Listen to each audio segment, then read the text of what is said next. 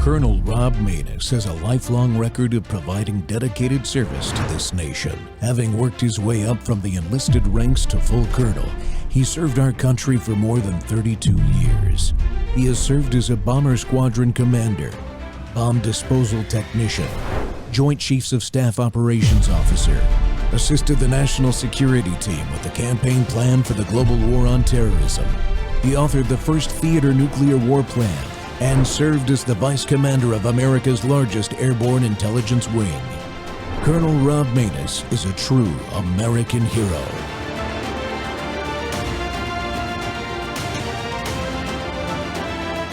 This is Rob Maness Live. He just got off the phone with the White House and Mr. Ambassador. Let's just get right to it. How was that conversation? What can you share with us, if anything? Well, I'm going to be very hesitant about sharing conversations with the White House and the media. I'll just say this. The absolute pleasure of working with the Trump administration is the clarity that the president projects. What he means what he says. From the very outset, from the very moment that President Trump met with Prime Minister Netanyahu in their first visit in February, they have both said that Iran will not achieve a path to a nuclear weapon. And they've been consistent on this. President tried, through the good services of his special envoy, Steve Witkoff, to negotiate an end to this path to nuclear weapon. It failed, and we're willing to give it another chance. If now the supreme leader of Iran understands, when he looks left and he looks right, and he's got nobody left next to him, that might be the time to give up entirely, to dismantle his nuclear weapons program, his ballistic missile program, and basically his design on the destruction of Israel. That's really what he has to give up. Mr. Ambassador, could you give us an idea based on... Welcome back to More War Monday. The Rob Maness Show is live on Worldview Tube and our X Spaces simulcast. Well, Israel defends its vital interest. No nuclear-armed Iran. Operation Rising Lion started on June 13th with Israeli Air Forces attacking military targets aimed at destroying Iran's emerging nuclear weapons program. Of course, the terrorist regime in Iran eventually started firing waves of missiles at Israeli residential targets after the initial shock of the first attack was over. However, it appears so far that the Israeli attacks are being very effective, so much so that their air forces can range the battlefield almost entirely unopposed, reducing Iran's responses over time to fewer and fewer missiles in each salvo. I say so far because war is an unpredictable activity, folks, and those who say they can confirm this or that target is utterly destroyed, etc., are on a fool's errand until adequate bomb damage assessment is completed. Bomb damage assessment, the term BDA is used for that a lot. And much of that BDA has to be done at the targets themselves on the ground in order to be accurate enough to say something was utterly destroyed. You see the conundrum there? So here we are, amid calls, of course, for the United States to enter this war. All nuclear facilities now appear to have been struck at least twice. And at this point, but it will take much more than one or two attacks to destroy the facilities like Fordow. A larger question looming is that the regime might be so weak that the Iranian people rise up and remove them. I believe that the Iranian people, the Persians, have a small window of opportunity to do that. Well, my guest today to discuss all this is veteran TV news producer, host of the Analyst Substack, former diplomat, and host of Real America's Voices show that's early in the morning, America Sunrise, early edition. Jake Novak. Jake, welcome back to the Rob Maness Show. Well, thanks for having me. And, you know, you're absolutely right. We shouldn't confirm any takeout sites, but I can tell you this. Uber Eats and DoorDash in Fordow aren't working right now. You need to get food from somewhere else. Sorry, I had to throw that in there. Yeah. I don't think you can get pizza delivery there either, man. No pizza. No pizza. So, Operation Rising Lion. Why did Israel feel it necessity to do this at this point? Because the United States has the same vital national interest to keep Iran from getting a nuclear weapon. So what's the difference there? Well, the reports I've been hearing from my own personal sources, and some that are even very public, is that Iran had everything they needed to assemble a nuclear weapon and to assemble a warhead. And they may have even assembled a prototype somewhere in those nuclear facilities. And that was just a line that was beyond a red line for Israel, for Prime Minister Netanyahu. You know, Netanyahu and a lot of Israelis like him. This is not just a Netanyahu thing. A lot of enemies of Israel within the United States and out try to pretend it's all about him. When honestly, his policies, Colonel Maness, are supported by an overwhelming majority of Israeli citizens. It's just him personally that isn't as popular. But his policies and his record, when you take his name off that piece of paper, are so popular. Well, anyway, he long ago decided that no matter what personal sacrifice he was going to have to make, he wasn't going to take chances with things like Iran. He wasn't going to take chances with things like Hamas. If it was unpopular at some point, or if he got some pushback, he still had to do it with his main goal of never putting Israel in an existential crisis ever again, or the Jewish people in an existential crisis ever again. So he had to go and make that decision right then and there. And yeah, there'll be some critics who'll say he did it because the political coalition was weak and he was trying. And those people are just so petty. It's just so pathetic. You've had an Iranian regime that's been trying to destroy Israel and Jews across the world and kill Americans across the world for 46 years. To pretend this is just some thing that started because of a bad poll that happened internally is just so naive and petty and frankly stupid. Iran, we know, was rushing towards this. If they had already started to assemble a prototype, that was way beyond the final line in the sand that Israel had put for a long time. So they really were you couldn't even argue they were a little late to this party. But the last thing I'll say is they also did this now because the ability of Hamas and Hezbollah to distract Israel and to hurt its abilities to really focus on Iran, that is over, right? Hamas and Hezbollah are still an issue, but nothing like they were even a couple of months ago, let alone a couple of years ago. Israel couldn't have done this 6 months ago or a year ago because too much of the threat at home needed to be dealt with. Again, still a problem, but the idea of Hamas launching off more than a rocket a day now is over. Hezbollah, the same story. So now they had the skies a little bit more free to deal with this bigger threat, which was Iran. Yeah, it's interesting. Even the Syrian government, the new one, put out a statement saying their airspace is free to be used for offensive operations against the Iranians, which would not have happened. I'll be the first one to admit. I was wrong. I thought that they would be closing down everything if it came to something like this, and I was wrong. So I'm not wrong very often, but on occasion I have been, and that was one of them. So what did you watch American intelligence a lot, like I do, Jake?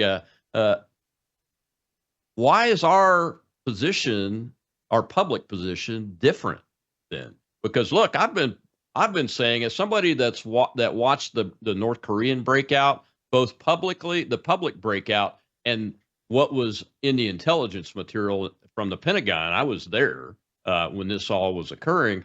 The difference between what's public and what's non-public is very, very different, or at least it was in that case. That's why I've been saying that I thought the Iranians probably had between 5 and 10 warheads already built and developed, and they were in the process of figuring out how do we deliver them and mate them, and might even be close to mating them. And that's what I think the Israeli intelligence picked up on, is that they thought. And again, all this stuff is educated guesses based on pulling in, thousands of pieces of information anyway, even on the intelligence agency part. I think that they thought they were seeing that a mating process start to occur, and that was their red line. But the United States is totally different on that. What is going on there? You think it's because it's the Biden holdovers?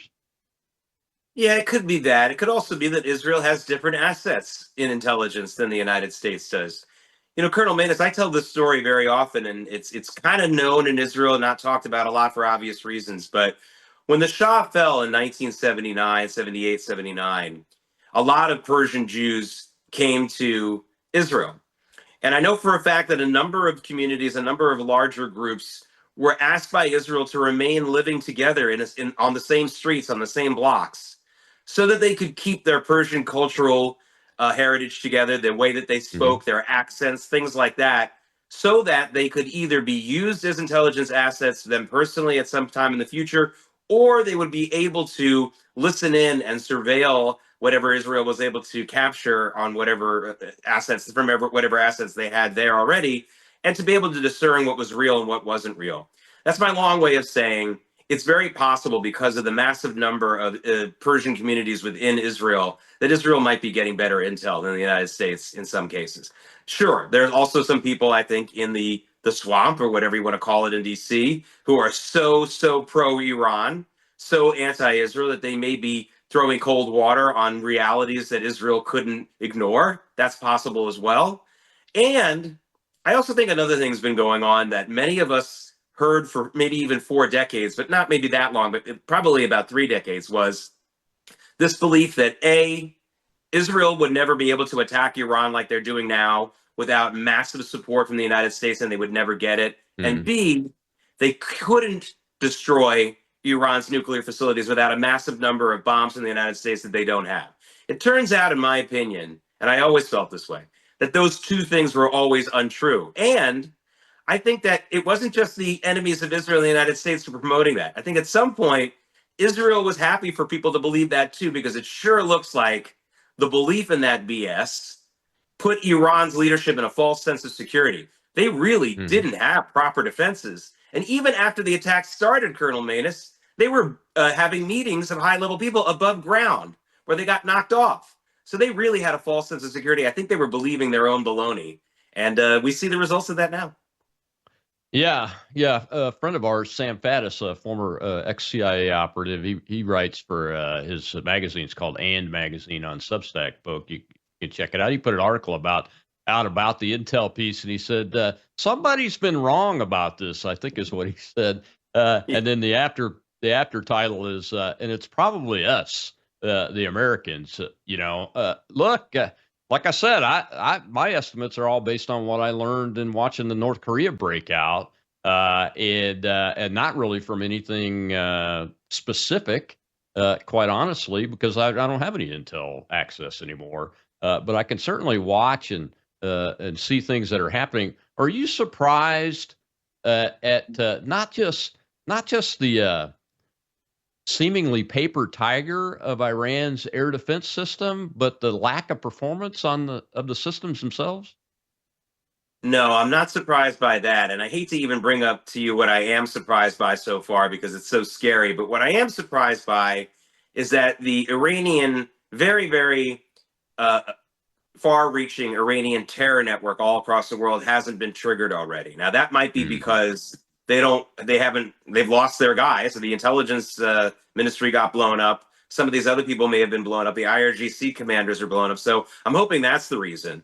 That would be a good reason for them not to happen. But to me, that's the biggest surprise. I would have thought that 4 days in, we already would have seen, at least in Europe, where we know they're not as vigilant about this, and frankly, some parts of the United States, but certainly not in Israel, where there's very high vigilance for this kind of terror attack. I would have expected some kind of terror attack by now. Now, the fact that there isn't, it could just be one of those Wizard of Oz moments, right? Remember when the witch melts from the water, all those scary guards and flying monkeys just kind of bow down to Dorothy and it's all over? It could be part of that. That could be part of it. I mean, it's not really out of the realm of possibility. People don't have to remain suicidally terroristic in their lifestyles once the leader goes down, or some of their leaders go down. But it could also be that they've lost their connection network. They've lost the person who can trigger these things for them. Either way, I'd be happy with the result. But to me, that's the biggest surprise. Not Iran's lack of ability. Listen, they had an air force with all these jets. None of them have taken off. That doesn't really surprise me that much. For years, I always thought to myself, like, yeah, but they're not really getting the best jets. They don't really have. I mean, some of them are really old. So that doesn't surprise me. What surprises me is so far we haven't seen a terror trigger. Of course, it could go off at any time, so I'm not trying to be too optimistic about that, too confident, but I'm happy we've had 4 days of peace on that end at least. Yeah, I share your concern about that. Matter of fact, I tweeted out almost immediately asking, wonder what their orders are for the cells that common sense tells us there are some cells here inside the United States. And I wonder what their orders are when they get cut off from their order system, because that's probably what's happened. I mean, if we were doing that, we would say, hey, here's what happens if communication's permanently broken. Here's what you do. So maybe their orders were just to stay melted into the background until let's save it for a rainy day. Who knows? But I share your concern. We're going to take a break, Jake. When we come back, I want to talk about the president, because the he wants to be known as the peace president. And President Trump, he's the America First man. He created it in modern times, and he gets to decide, he said, what America First is. But a lot of people are questioning what's happening right now. We'll be right back with Jake Novak.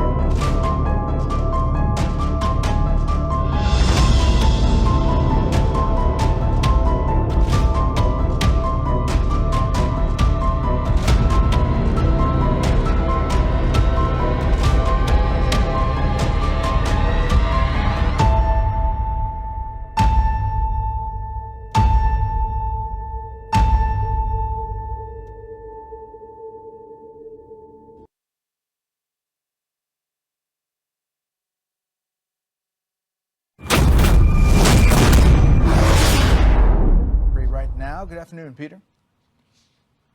Good afternoon, Brett. And we can now answer a question that you put to Benjamin Netanyahu that he punted on.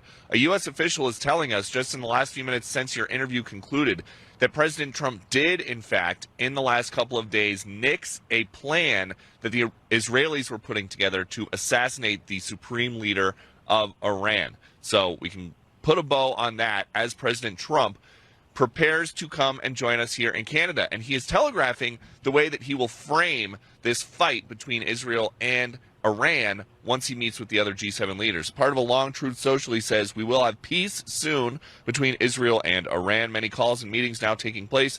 I do a lot, never get credit for anything, but that's okay. The people understand. Make the Middle East great again. Welcome back to the Rob Maness Show. It's More War Monday. Unfortunately, my guest is American Sunrise Early Edition host Jake Novak, who knows a lot about Israel and the Middle East, that watches this very closely, has been intimately involved in things for many, many years when it comes to this type of activity and reporting on it and those kind of things. And Jake, I wanted to at least devote a segment to this because, look, I'll be honest with you. I think the Israelis and the United States, they were coordinating, right? The president said that was happening, but I think he was caught by surprise, and his negotiating team was caught by surprise when the operation kicked off. And he still wants to seek a peace agreement, but there's a lot of opposition to that on the side of the people that I find myself opposing sometimes, called neocons, especially of the Republican Party. So what is really going on here? I mean, he said that he was not going to keep Israel from acting in its own vital interest. And I happen to agree with that, even though, I'm opposed to U.S. further involvement into another war in the Middle East. Yeah, well, the first thing I want to say is I feel very gratified by the last 4 days, the massive progress that Israel has been achieving in the last 4 days. Really, I mean, I in my estimation, Iran is 30% capacity where they were on Thursday. That's how bad they've been hit as far as their overall military and political might. And you know how many American troops, soldiers, sailors, airmen, etc., commandos have been involved? Zero. So this feels very gratifying to me because this is what I've been saying for a long time. The United States has never had to commit troops or commit to a larger war or commit to a World War III type scenario if Israel took these kinds of actions. Now, anything can happen, but you got to think, if people weren't willing to run to Iran's aid when they still had some relative strength left, why would they run when the game is now when they're down 34-0? It's like asking people to bet on a team that's down 34-0 at the end of the first quarter and thinking that the same people who wouldn't bet on them when the game hadn't started yet are going to put money down. It's a stupid idea. No one's going to do it. So that's one thing. Second thing is, no matter how much of a fence straddler some people think President Trump is being on this, don't fool yourself. Every other president in American history and every other candidate who lost in the recent elections would have absolutely called for Israel to stop within hours of this action. Mm-hmm.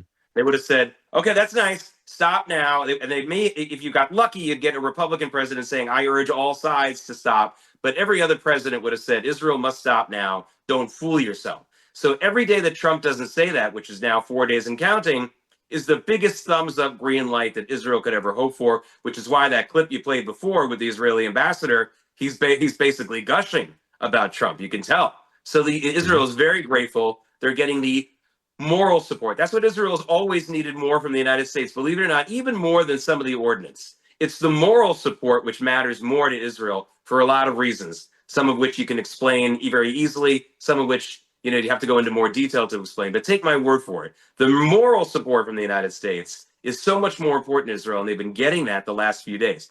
The last thing I'll say is another thing about Donald Trump. He likes winners. This really reminds me, Colonel Maness, of where LBJ was in the early days and the days leading up to the Six-Day War in June of 1967. Now, LBJ had made it very clear that the United States was going to stay out of this. They didn't want to come in and rush to anyone's aid, even with moral support. They were going to stay out of it.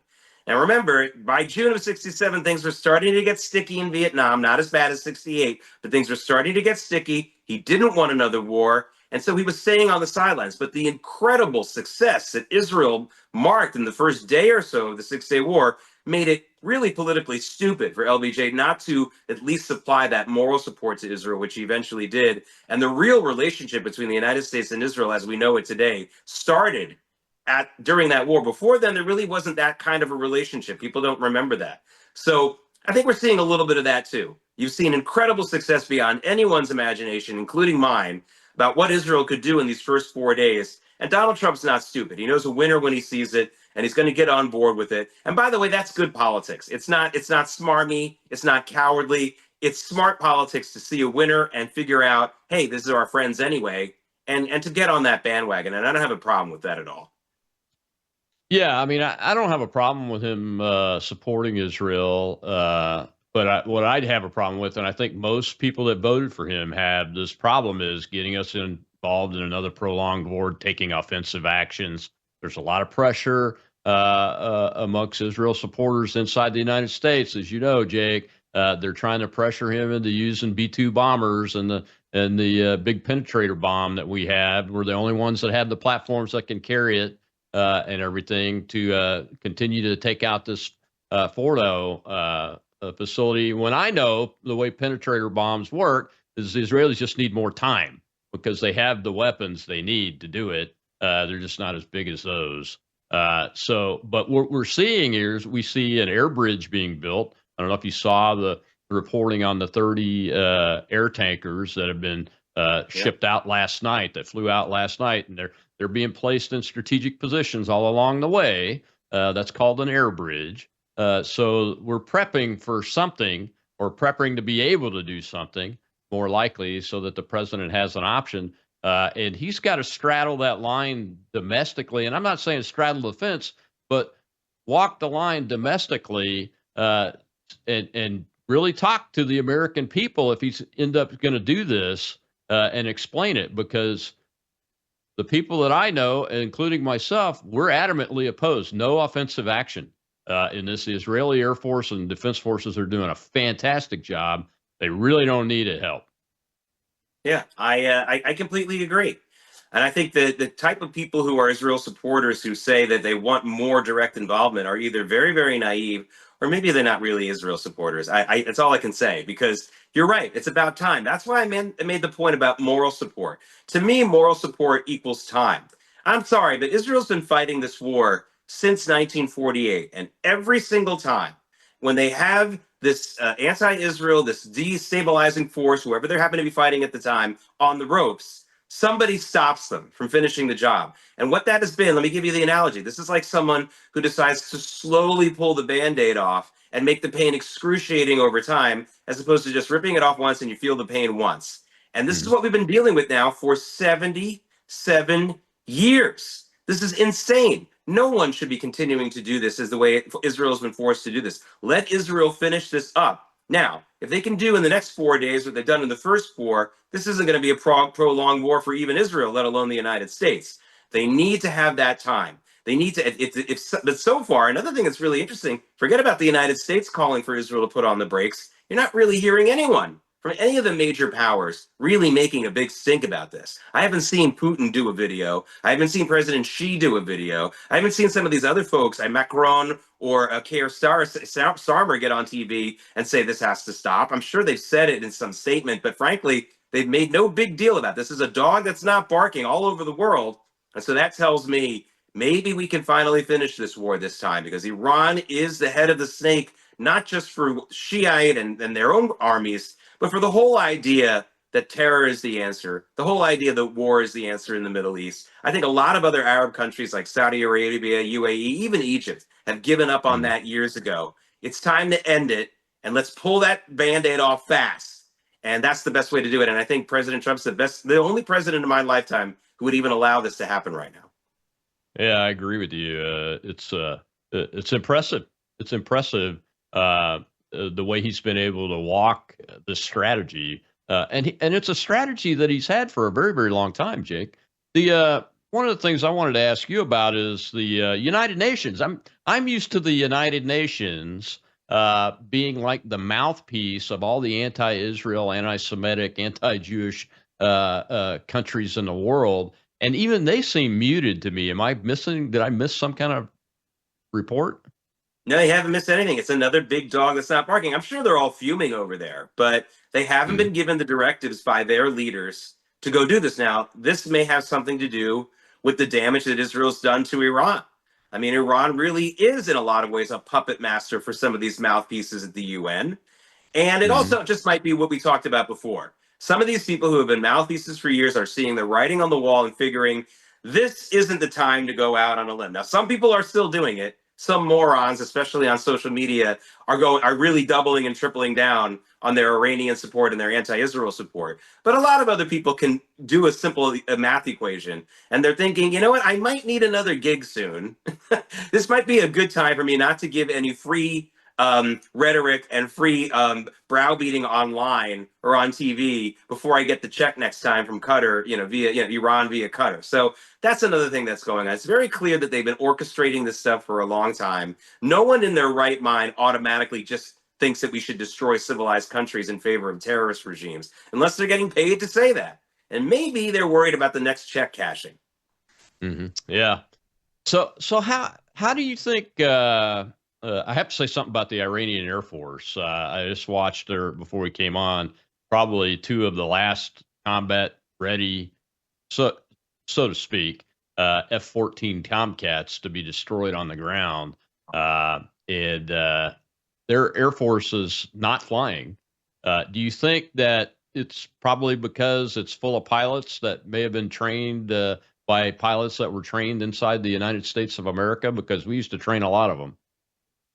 I think it's because they don't have a directive, and there may be widespread. I mean, we've seen this with Muslim armies. I would say Arab armies, but of course, Iran is not an Arab country. We should make that point from an ethnic standpoint. Yeah. But we've seen this time and again, where despite all the training, the actual pilots, those are the most educated people in the society. A lot of them come from elite families as well, even in Iran, and they also see the writing on the wall. So maybe that they're not really willing to sit in that cockpit. And by the way, listen. You're the Air Force guy. Is there a technical term for destroying an enemy jet while it's still on the tarmac? I mean, is that like a turkey in bowling? I think it's like that's got to be the most embarrassing thing to have happen to you. It's like getting shut, no hit in a baseball game or something. So I think that might be a big part of it too. If you're one of the few college educated, technically educated people from an elite family in Iran, you're rushing into the cockpit to take on an enemy force that's so much better than yours, that isn't blind like you are as far as having any kind of anti-aircraft or radar.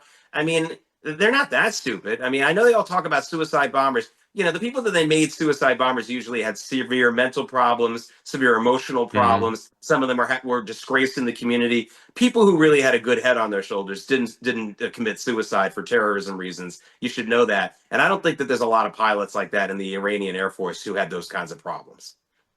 Nope, I agree with you. I totally agree with you. It's just unfortunate that you see F-14s destroyed on the ground. And no, here's the deal: you don't get credit for your fighter ace rating. You have to get 5, kill 5, for it to become an ace by shooting stuff on the ground. So it's embarrassing for all sides. All right, we'll got to take a break. We'll come back, and I want to talk about Fort Owl, the earthquakes that have been picked up around it, and what that might mean. And we'll continue this discussion with Jake Novak about Operation Rising Lion and its geostrategic impacts, too.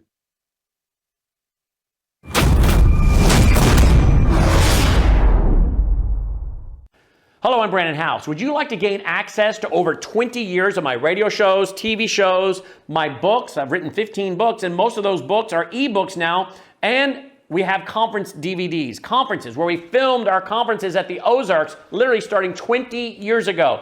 It's all available in our archived vault. All you have to do is go to worldviewtube.com/vault, worldviewtube.com/vault, and for a reasonable monthly fee, you gain access to over 20 years of Christian worldview programming, news, information, books, documentaries, and a powerful search engine.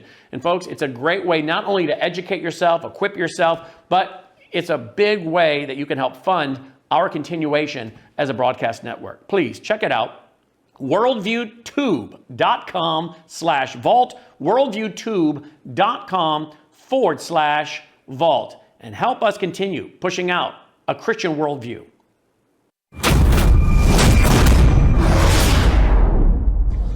And as the Israel-Iran conflict escalates, loud explosions were heard near Iran's Fordo nuclear site as it came under Israeli fire. Well, just as Israeli strikes were reported at the nuclear facility, a magnitude 2.5 earthquake struck Iran's QOM province.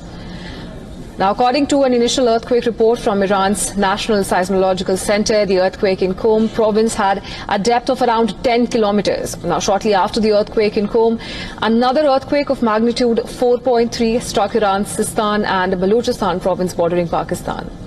The twin earthquakes triggered chatter and speculation on social media about whether Israeli strikes at Fordo had triggered the earthquake or Iran had carried out underground nuclear tests. In October last year, similar speculations had emerged after a 4.4 magnitude earthquake had hit the city of Aradan in Iran's Semnan province. Now, back then, the social media was abuzz with speculations over Iran conducting its first underground nuclear test, triggering seismic activity.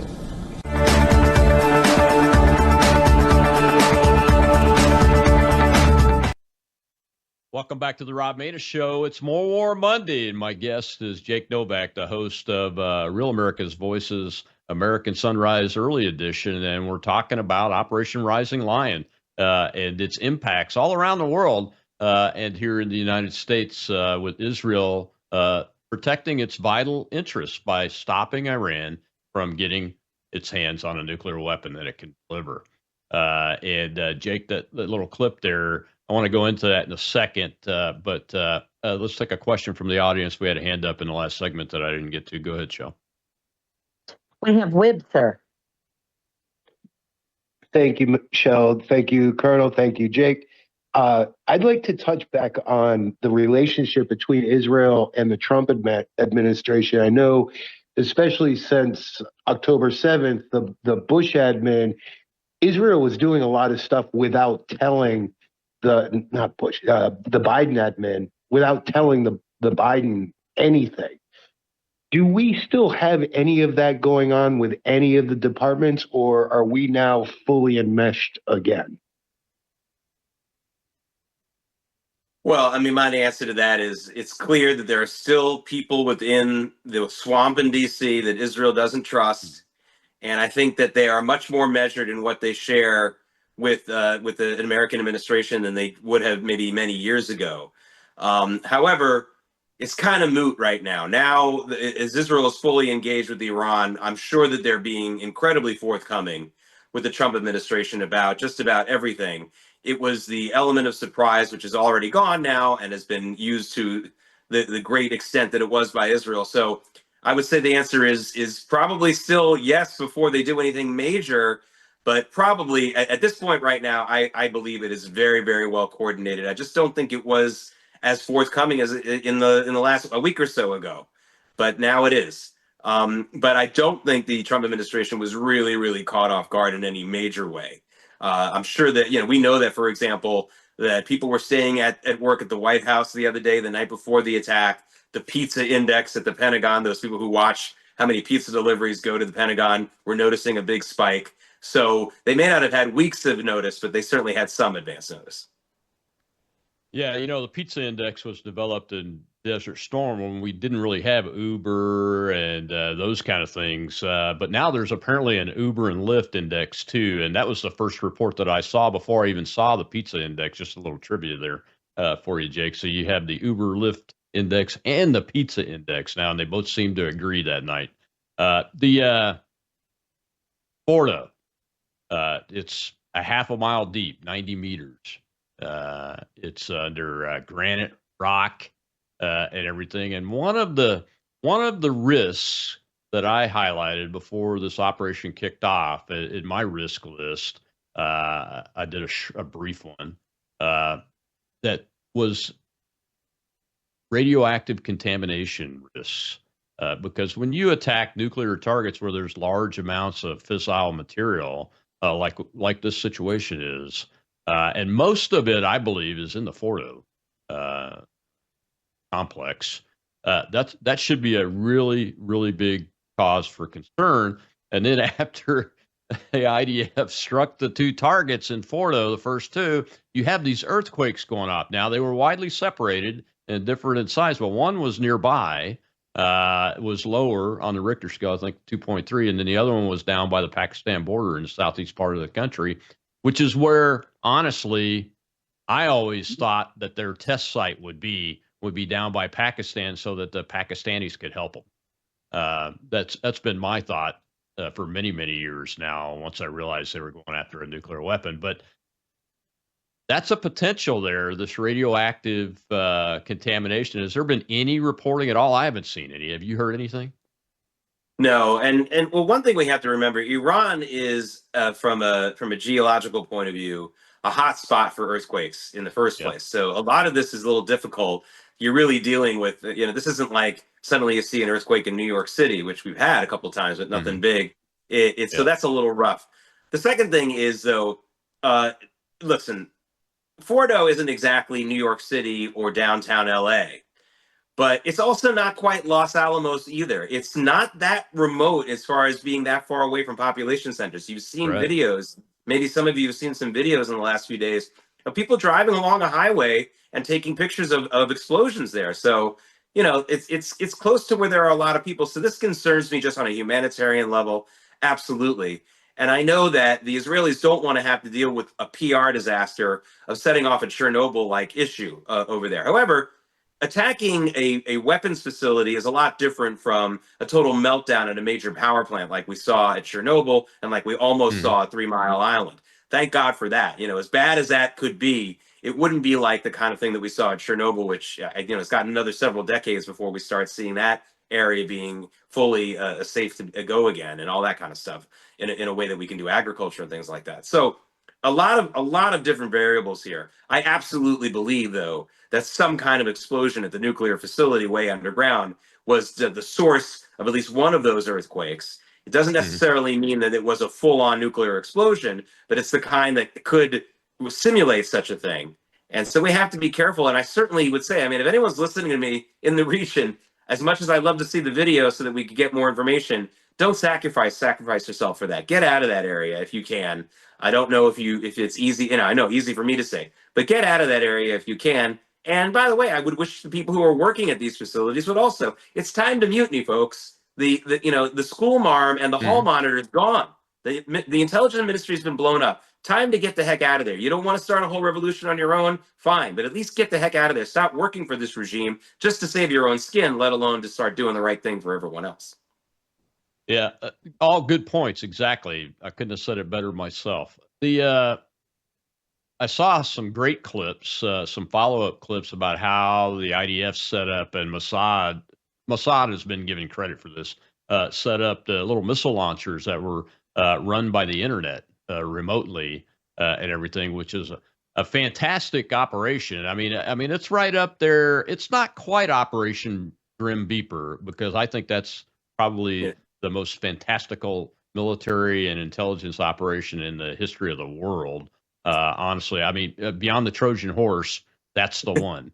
But this was pretty incredible how they were doing this. Do you have any insight into this capability and where where the thought process may have come from? Because it caught me by surprise. Although it's we all should have thought about it.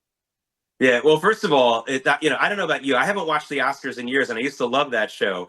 It would be funny. Wouldn't it be great if there were an award show this year for the best intel operations of the year? We could call the award show the Spookies, because they call spies spooks. I mean, you would have a couple of interesting nominees. You'd have that Ukraine drone attack. You'd have the Beepergate thing, the Grim Beeper. You'd have this stuff in Iran. I mean, it'd be a very interesting show. I would much rather watch it than I don't even know who got nominated this year. So, I mean, that would be awesome. But all kidding aside, look, Israel's ability to really infiltrate the Iranian population is a result of, first of all, that first thing I talked about, the fact that there are still so many Persian Jews living in Israel and other places of the world as well, who are very intimately connected to what's going on in Iran even now, believe it or not. There's still a cultural, familial connection that many people have, even though they've been exiles for a long time. The Persian Jews I know still on Netflix only watch, pretty much only watch Persian entertainment programs. And they're very connected to the culture in a today type way, not like an old style way. So that opens up a lot of possibilities. But also, Colonel Maness, we know that there are Kurds inside of Iran. We know that there are Iranian citizens inside of Iran. The Iranian regime wasn't able to kill all of them in the 2009 protests and in the 2019 protests, although they did do terrible damage to people and even went to the families of people they killed at the protests and charged them for the bullets that they used to kill their loved ones. That's a true story, by the way, that I reported on for CNBC 6 or 7 years ago. So, by the way, it's pretty bad, but they didn't get all of them. And they know, and there's absolutely help on the ground. This isn't just, you can't, I don't care how good you are at intelligence, you can't just be an outsider, walk into a foreign country, blend in, and get a truck that drives through a downtown area, get an entire building that was built where they were able to launch drones from. So there's a lot of factors involved here, but I wouldn't be surprised if this is a combination of all those things. Again, you have whole communities in Israel, blocks or two, where everyone is still living together like they did back in Tehran and other neighborhoods of Tehran. I mean, there are people who have a different, it's like here in the United States. I can tell a Brooklyn accent and tell the difference between a Brooklyn accent and a New Jersey accent. Yeah. There are people in North Tehran who can tell that you're speaking in their accent versus Central Tehran. And the Israelis kept that intact. And that opens up a lot of doors for you from an intelligence point of view and being able to blend in and the rest, the rest you can get from your John le Carre novels. But I don't think that they're that far off the mark, frankly. Oh, you're absolutely right. It's unfortunate because I would volunteer to be a co-host with you of the first Spookies Awards, but we might be accused of being callous, unfortunately. But it doesn't have to just be confined to just Western allies. We could look at successful operations across the board because there have been some. The next segment, Jake, I want to talk about this possibility of regime change because President Netanyahu openly brought it up, I think, last night in an interview that he was doing. But I honestly am opposed to America doing regime change operations in countries like Iran, Iraq, because it's just been a terrible, tragic experience every single time on all sides, but especially for our people. Thousands of Americans dead in Afghanistan and Iraq for what? I mean, look at the situation now. So I want to talk about that. We've got a hand up in the audience. We'll take that coming back from the break and continue this discussion. Spookies. I kind of like that. We'll be right back on the Rob Maness Show.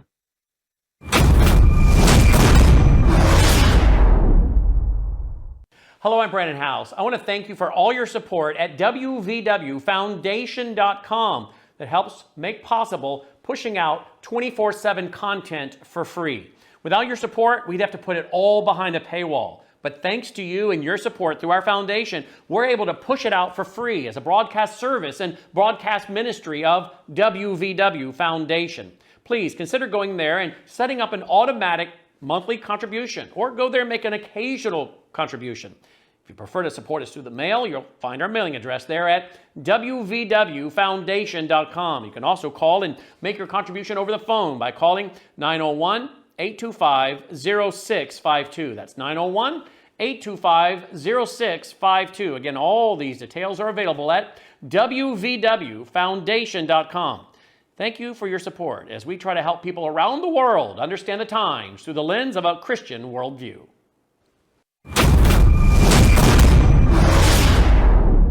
And Israel claims that strikes in Iran were needed to set back Tehran's nuclear ambitions. But now it is openly admitting that its military attacks could result in a regime change. So what's Israel's endgame? While Prime Minister Benjamin Netanyahu has said that Israel would do whatever it takes to remove the existential threat posed by Tehran. Now, during an appearance on Fox News, he was asked whether this may result in a regime change. This is what he had to say. Listen in. Could certainly be the result because the Iran regime is very weak. I think it's basically left with two things. It's plans to have atomic bombs and ballistic missiles. That's basically what Iran has. They certainly don't have the people. 80% of the people would throw these theological thugs out. I mean, they murder them, they oppress them for 46 years. They've yearned for freedom. Israel launched Operation Rising Lion with a surprise attack that wiped out the top echelon of Iran's military command and damaged its nuclear sites. But since then, Israel has also widened its range of targets. Welcome back to the Rob Maness Show. It's More War Monday, and we're talking about this operation that the Israeli Defense Forces and the nation of Israel has felt compelled to undertake because of the intelligence that was showing. And I know that the Prime Minister Netanyahu said something about between 6 and 12 months, or 12 months to 2 years, as far as their expectations based on the previous reporting as far as getting a weapon. But those are all very difficult estimates to make a reality when it comes to understanding them. And if it was my country that was being under the gun so close to a nation like Iran, I would be recommending that my president take immediate action if we had that kind of intelligence. And my guest today is Jake Novak. Jake, we got a hand up in the Rob, this is Radio Canada 349. I'm actually on the amplitude. Sorry about that, Colonel. Go ahead with the hand. Yeah, let's go ahead and take our question from our audience. Go ahead, Shell. Go ahead, Cookie. Good afternoon. Thanks for this great show today. I got two questions. One, are there factions within Iran who may be assisting Israel or just taking upon themselves to eliminate some of the military leaders and such? And then my second question, if you have time, is the religious, like the Khomeini and his religious crew, are they sort of off limits for strikes? So the first answer I can answer really quickly, absolutely. I mean, I talked about the Kurds. You know, the Kurds make up a significant amount of the population of Iran. They've never been loyal to the Iranian regime as it is now, and they have been great allies to the United States, great allies to Israel. The question is how much they're going to expose themselves in some kind of all-out support. But they've been very supportive. And then there are individual dissidents within the Iranian population who have been helpful. The second question, you know, this is really interesting because we've been talking about this. Prime Minister Netanyahu says that, you know, it's not off the table to assassinate Ali Khamenei, who is supposedly a religious leader. But of course, you know, by the way, I've always wanted to do a little bit of a Quran Jeopardy with these people who are supposedly so knowledgeable of religion. They said that about Soleimani also, and al-Baghdadi. I'm not so sure they're so great geniuses on the Quran, right? And by the way, who do you compare them to? It's not like you have, by the way, there's an international Bible contest every year in Israel for high school students, and it's really, really hard to win.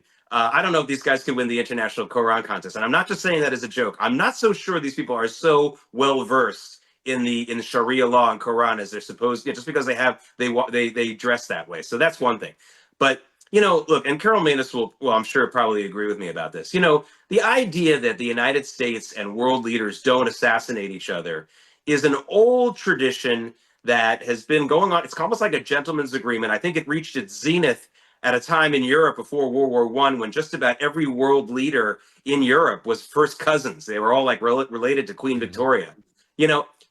I think, listen, I don't love the idea of targeting people individually necessarily, but I'm so tired of not even considering it when it could save hundreds of thousands of lives.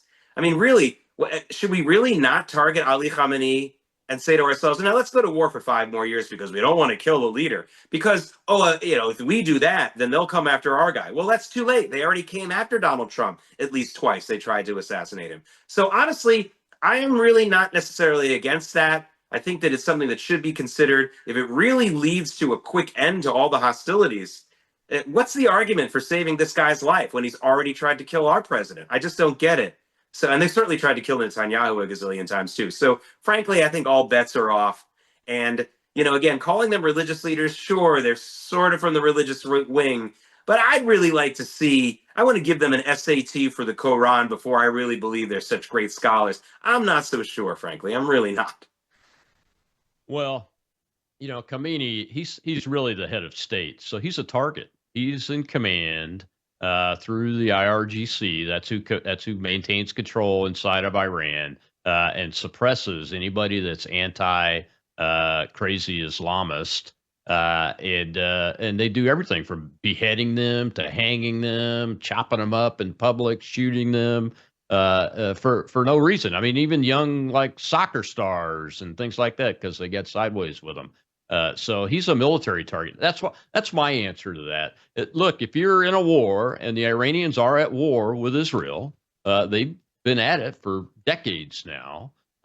Then your leaderships are military targets. The president of the United States, not secondary, but co-title besides president and head of state is commander-in-chief of the armed forces. That's a target. It's a valid military target if you're at war with each other. So that's my answer to that. Look, as a military target, I'd be very surprised if the IDF had the opportunity and they said, we're going to take it, that anybody would argue with it, would you? Yeah, absolutely. I mean, really, it's as simple as that. And again, the idea that these people are untouchable anyway. This is not a pope. This is not an Archbishop of Canterbury. This is outrageous. This guy is a head of state who has approved all of the brutality, all of it. And he's been leader much longer than the original Ayatollah, much longer. He's been leader since 1989. This is one of the longest reigning leaders in the world. And he's committed so many acts of horrible murder and things. Yeah, and that's why I agree with you. I mean, Israel needs to finish the job. That's my hope for them is to be able to finish this job. Let's talk about regime change for a second there. President or Prime Minister Netanyahu referred to the Iranian people, the Persians, who are under this oppression from these Islamist fundamentalists, the mullahs and their crew, and have been for these many years.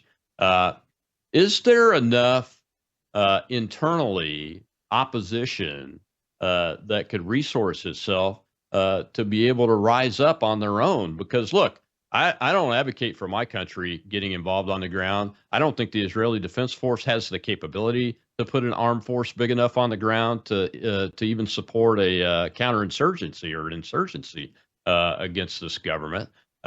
We've seen the bad outcomes of that around the world, especially when the United States is involved. That's why I think most people are adamantly opposed to that kind of activity. The other issue is, it's an old civilization, but so was Iraq, wasn't it? I mean, Persians a little bit more homogeneous and non-fractured, but when you look at the diaspora, the people that are on the outside of the country that are Persian, they're fractured. They're not all one big group on the same goal to get things done the same way. So that's a lot of pause for concern there. Even though I don't think the United States would get involved in anything like that. But just an uprising for regime change inside the country is giving people pause.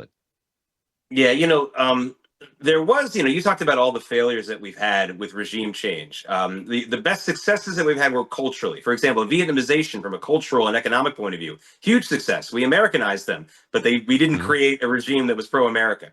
The same thing I think was happening in Iraq and other places like that. Culturally, we get these people to be a little bit more modern, but they don't produce leaders who are pro-American. There is one example, though, in American history where we put together regime change, and it's the most successful example probably in the history of the world, and that's what happened in Japan. General MacArthur's military governorship was, people think of him as just a military genius, and he was, and I still believe he's the greatest general in American history. But maybe in many ways, the way that he was able to get Japan back on its feet and on the right track might have been his most brilliant career. And I have a lot of personal windows into this because my uncle was one of his top interpreters at the end of the war and then during that military governorship. So I know a lot about it. And one of the things General MacArthur was able to do is work within the factions within Japan to modernize that country.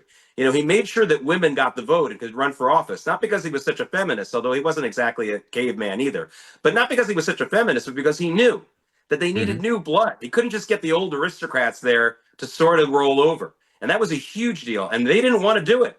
They told General MacArthur, oh, no, we're not ready for women to have the vote. He said, okay, I'll stick around for another 6 years. I don't care. You guys better do this or you're never going to get your freedom back.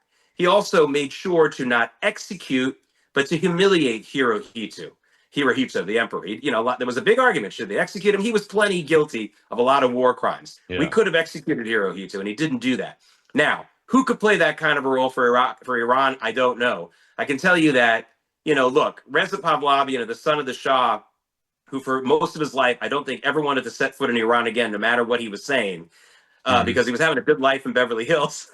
I think now he's over 60. He realizes now that he's had his fun, he's had his freedom. I think he would be willing to go back, but only as a head of state. This guy is not a technocrat. This guy can't form a government and actually form a functioning society. He can act as a head of state. He can act as someone who can speak out for some of the people and help some of the exiles come in who are very smart and successful. But this is going to have to be a government that's run by exiles. And if they're fractured, as you say, Colonel Maness, they're going to have to figure out how to do that in sort of a bipartisan way. Like, okay, we'll have votes, we'll have decisions about who gets what. But our goal here is to sort of put together a government. We're going to have this much time to do it. And Pahlavi, the Shah's son, can be our king, sort of, our head of state. He can cut the ribbons and he can do the ceremonies. But we have to figure out how to get democracy going. And they need time to do that. But it's possible. I think it's possible.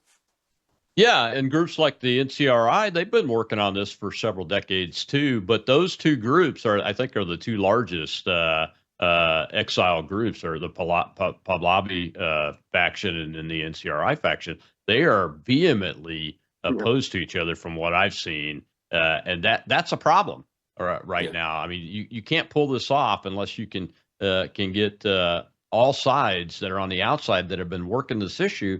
Because I think the one side, the NCRI guys, have the policy stuff developed, ready to go, and Mr. Pahlavi has not been doing that kind of stuff. Now, maybe I'm wrong. I could be. I'm just I'm kind of pontificating here and encouraging them to talk to each other, because I've seen the in between those two sides before in my own personal experience. And I don't know if the Pahlavis have anybody on the inside. I know the NCRI folks do have some folks on the ground there, and it's got to start somewhere. I hope that they will come together and conference together, or already doing that. Yeah, well, they could also do kind of a parliamentary thing where the Kurds get a say, and they sort of work that out. Like that's this crazy thing in Iraq that's been going on. I don't love that either, because that's just that's just tribalism, and I don't think Iran is going to want to go that direction. But they could do what MacArthur did with those diametrically opposed defeated Japanese. He allowed them to decide it within their own cells of the prisons that the United States was monitoring.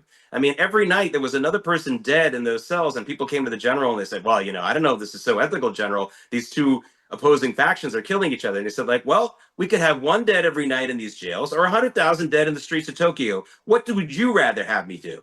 And, again, that was another really brilliant move by him, probably saved hundreds of thousands of lives. And now we have a really good ally in Japan. I don't care what people think about Japan. It's one of our best allies. And that is much thanks to General MacArthur and his brilliance.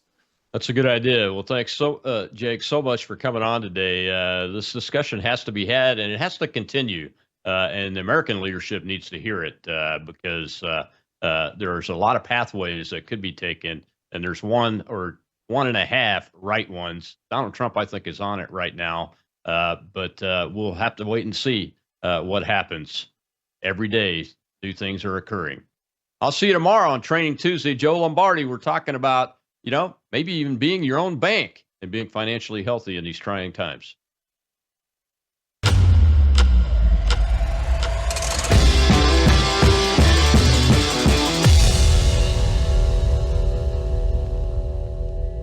You're watching Worldview 2, built on the 35 years of Worldview books, documentaries, research, high-profile interviews, and the radio and television